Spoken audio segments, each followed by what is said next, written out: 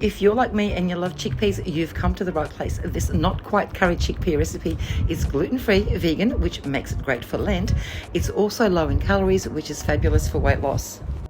So let's get into it and start by prepping our main ingredients. Finely chop onions, crush some garlic, and dice the carrots and capsicums. Wash and chop up some fresh coriander, as much or as little as you like.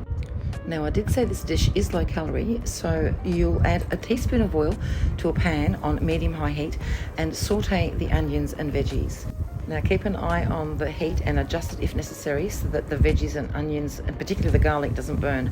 So when the onions are slightly translucent, you're going to go in with your aromatics. I've used cumin, turmeric and paprika.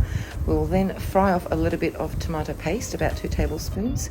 Then we're going to season with some salt and pepper and then add our stock. You could use something that you've made yourself or dilute some powdered stock or buy a liquid stock. Use whatever you've got in your pantry. We don't need to overthink this one. It is simple and delicious.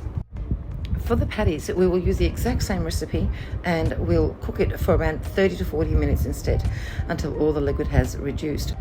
These patties are perfect in a wrap or served with a salad or just something you can grab and munch on if you're eating on the run, which is what I do all the time actually. So these are perfect for that. So we're just going to fry them lightly in a few squirts of oil, and all we want to do really is just heat them through and allow them to pick up some colour. These patties will firm up as they sit in the fridge, but if they're quite warm, just dip only and do not scoop because they will break.